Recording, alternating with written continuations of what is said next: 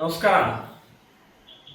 ಇತ್ತೀಚೆಗೆ CJP cockroach Janata ಪಾರ್ಟಿಯ ದೊಡ್ಡ ಇಡೀ ದೇಶದಲ್ಲಿ ಹಲ್ಚಲ್ ಮೂಡಿಸಿತು. ಕೊನೆಗೂ ಅವರ ಹಠದಿಂದ, ಆಂದೋಲನದಿಂದ ಕೇಂದ್ರದ ಶಿಕ್ಷಣ ಮಂತ್ರಿ ರಾಜೀನಾಮೆ ಕೊಡಬೇಕಾಯಿತು. ಇಡೀ ದೇಶದಲ್ಲಿ ಈ ಘಟನೆ ಸಾಕಷ್ಟು ಚರ್ಚಾಸ್ಪದ ಆಗಿದೆ, ವಿವಾದಾಸ್ಪದ ಆಗಿದೆ. ಇದು ನಿಜವಾಗಿಯೂ ವಿದ್ಯಾರ್ಥಿಗಳ ಚಳವಳಿಯ, ನೀಟ್ ಸಂಬಂಧಪಟ್ಟಂಥ ಕಳಕಳಿಯ ಅನ್ನುವಂಥದ್ದು ಬಹಳ ದೊಡ್ಡ ಪ್ರಮಾಣದಲ್ಲಿ ಚರ್ಚೆ, ಇವತ್ತು ಮಂಥನ ಪ್ರಾರಂಭ ಆಗಿದೆ. ಅದರಲ್ಲಿ ಇತ್ತೀಚೆಗೆ ಕರ್ನಾಟಕದಲ್ಲಿ ಚಿಕ್ಕಮಗಳೂರು ನಗರದ MLC ಆದಂಥ ಸನ್ಮಾನ್ಯ ಶ್ರೀ CT ರವಿ ಅವರು ಒಂದು ಪ್ರತಿಭಟನೆ ಸಮಯದಲ್ಲಿ ಮುಲ್ಲಾನಿಗೆ ನೀಟಿಗೆ ಏನು ಸಂಬಂಧ ಅನ್ನುವಂಥದ್ದು ಒಂದು ಹೇಳಿಕೆಯನ್ನು ಕೊಟ್ಟರು. ಎದೆ ಸೀಳಿದರೆ 3 ಅಕ್ಷರ ಇಲ್ಲ ಅನ್ನುವಂಥದ್ದು ಕೂಡ ಹೇಳಿಕೆಯನ್ನು ಕೊಟ್ಟರು. ಅದರ ಹಿನ್ನೆಲೆ ಏನು, ಯಾಕೆ ಹೇಳಿದರು, ಏನು ತಪ್ಪಿದೆ ಅದರಲ್ಲಿ? ಅಲ್ಲಿ ನೀಟ್ ಪ್ರತಿಭಟನೆ ಜಂತರ್ ಮಂತರದಲ್ಲಿ ನಡಿಬೇಕಾದ್ರೆ ಅಲ್ಲಾಹು ಅಕ್ಬರ್ ಬರಲಿಲ್ವಾ? ಖಾಲಿದ್, ಉಮರ್ ಖಾಲಿದನ ಸಂಬಂಧ ಫ್ರೀ ಉಮರ್ ಖಾಲಿದ್ ಅನ್ನೋದು ಬರಲಿಲ್ವಾ? ಸಾಜಿಲ್ ಇಮಾಮ್ ಫ್ರೀ ಅಂತ ಹೇಳಿ ಬರಲಿಲ್ವಾ? ಇವ್ರು ಯಾರು? ಇವರಿಬ್ರು ದೇಶದ್ರೋಹಿಗಳು. ದೆಹಲಿಯ ಗಲಭೆಗೆ ಕಾರಣಕರ್ತರಾದಂಥವರು ಕಳೆದ 6 ವರ್ಷದಿಂದ ಜೈಲಿನಲ್ಲಿದ್ದಾರೆ.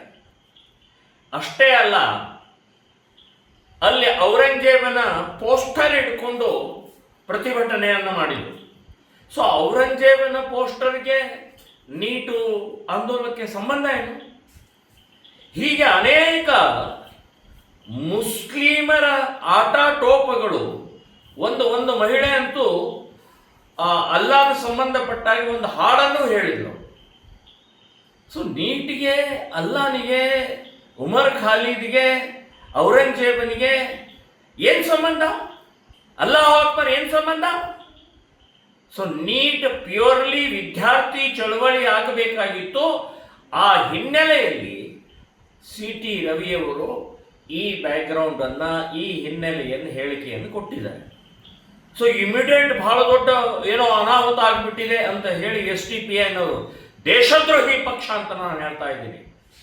ಇವತ್ತು ಎಷ್ಟು ಕರಾವಳಿಯಲ್ಲಿ ಕೊಲೆಗಳಲ್ಲಿ SDPIನ ಸದಸ್ಯರಿದ್ದೇವೆ, ಪದಾಧಿಕಾರಿಗಳು ಇದ್ದೇವೆ ಅಂತನ್ನುವಂಥದ್ದು FIR ನಲ್ಲೂ ಕೂಡ ಇದೆ, ಚಾರ್ಜ್ ಶೀಟ್ನಲ್ಲಿ ಕೂಡ ಇದೆ. ಸೊ ಇಂಥ ಇವತ್ತು ಇಮಿಡಿಯೇಟ್ ನೀವು FIR ಮಾಡುವಂಥದ್ದು, ಕೇಸ್ ದಾಖಲೆ ಮಾಡುವಂಥದ್ದು ಅಷ್ಟೇ ಅಲ್ಲ, ನೀವು ಒಳಗಡೆ ಚಿಕ್ಕಮಗಳೂರಿನ ಒಳಗಡೆ ಪ್ರವೇಶ ಮಾಡಲಿ, ನುಗ್ಗಲಿ ಅಂತ ಹೇಳಿದರೆ ನಾವು ನೋಡ್ಕೊಳ್ತೀವಿ, ನುಗ್ಗದೇ ಇರುವಾಗ ನೋಡ್ಕೊಳ್ತೀವಿ ಅದಂತ ಹೇಳಿದರೆ ಏನು ಮಾತಾಡ್ತಾ ಇದ್ದಾರೆ ನೀವು? ಆಲ್ರೆಡಿ ಸಾವಿರಾರು ವರ್ಷದಿಂದ ಒಳಗಡೆ ನುಗ್ಗಿದ್ದೀರಿ. ನೀವು ಒರಿಜಿನಲ್ ಭಾರತೀಯರಲ್ಲ. ನೀವು ಘಜನಿಯಿಂದ ಹಿಡಿದು ಇಲ್ಲಿವರೆಗೆ ಈ ದೇಶದಲ್ಲಿ ನುಗ್ಗುತ್ತಾನೆ ಬಂದಿದ್ದೀರಿ. ಸೊ ನೀವೇನು ನಮಗೆ ಹೇಳೋದು, ನುಗ್ಗಿರಿ ನೋಡೋಣ ಅಂತ ಹೇಳಿ? ಸೊ ಈ ರೀತಿಯ ಭಾಷೆ, ಕೇಸು ಹೆದರುವಂಥವರು ಅಲ್ಲ, CT ರವಿನೂ ಹೆದರೋಲ್ಲ. ಮತ್ತು CT ರವಿ ಹೇಳಿಕೆಗೆ ನಾನು ಕೂಡ ಬೆಂಬಲ ಸೂಚಿಸ್ತಾ ಇದ್ದೀನಿ. ಈ ರೀತಿಯ ಹೇಳಿಕೆಯನ್ನು ನೀವು ವಾಪಸ್ ತಗೊಳ್ಬೇಕು, ಕೇಸನ್ನು ವಾಪಸ್ ತಗೊಳ್ಳಿ ಅಂತನ್ನುವಂಥದ್ದು ಕೂಡ ನಾನು ಈ ಸಂದರ್ಭದಲ್ಲಿ ಹೇಳ್ತಾ ಇದ್ದೀನಿ.